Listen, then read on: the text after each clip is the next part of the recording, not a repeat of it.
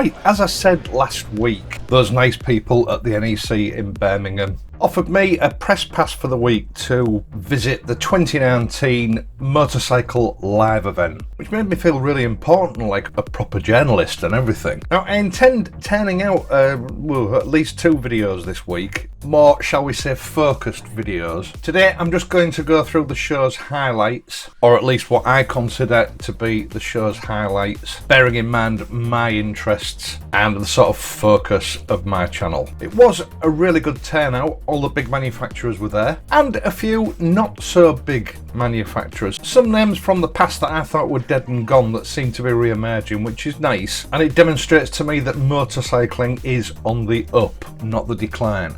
First of all, as soon as you walk through the door, CCM, always known as a producer of off-road motorcycles, and of course, in the past, a big player in the Ministry of Defence with their famous CCM Armstrong 350 and 500cc Army motorcycles. CCM is alive and kicking, and it is making some mouth-watering motorcycles right now. Expensive hand-built machines that almost look too good to be ridden. They had a fantastic display of the current motorcycles, including the Spitfire range, as well as a collection of custom bikes. I'm really glad to see that CCM is not only still around, but are also building some superb quality bikes. I can't think of anything on the market quite like them.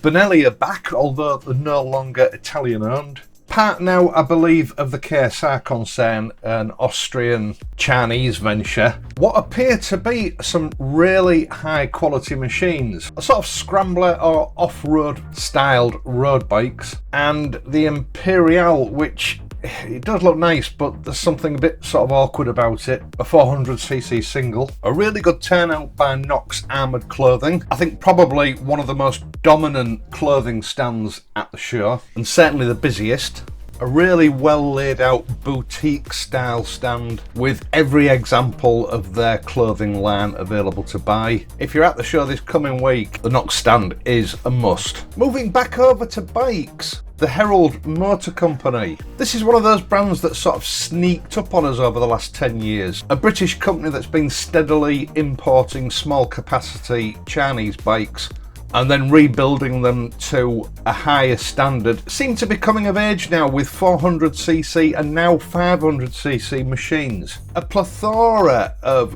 gorgeous looking custom style bikes from every discipline, ranging from scramblers to cafe racers. The brand has a really good feel about it, and I think they're someone to watch out for in the future. Royal Enfield seems to be unstoppable at the moment, and their stand was one of the most interesting bike stands at the show. I'm not going to go into any great detail because I intend producing a video just about Royal Enfield, but suffice to say, some really interesting concepts and custom bikes on display. If you're going to the show this week, do not miss it. A big presence from Triumph. Again, I intend to cover the Triumph stand in more detail in another video. Really busy, although the 2 main showpieces this year, the Bud Akin Specials and the TFC Bobber, seem to be largely ignored by the public. Fantic are making a comeback with some off-road oriented bikes, ranging from 125cc's to 500 singles, or at least I think there were singles. A complete range of trackers and scramblers from a brand that I remember fondly from my youth. I'm not entirely sure where these bikes are made now, but they seem to be made to a very high standard. Something in the range for everyone. A fantastic collection of fun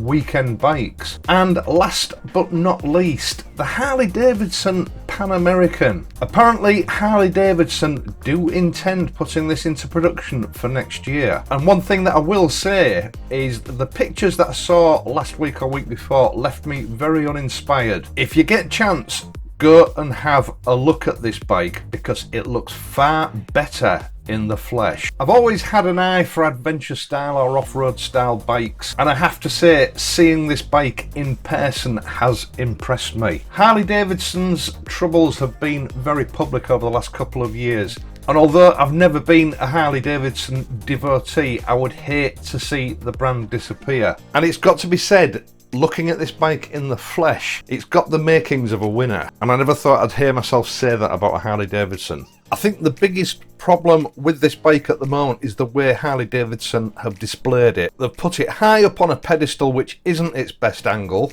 and the disco style lighting that they've used makes it almost impossible to get a decent photograph of it. I don't think they really thought that through. Right, that's it for this video. It was an additional video. I will be uploading on Wednesday and Friday as usual. I'll let this video play out with a couple of minutes of music and my favourite clips from the show. I hope you've enjoyed this video. If you have, please leave a like and subscribe to the channel. Ride safely, and I'll see you later in the week.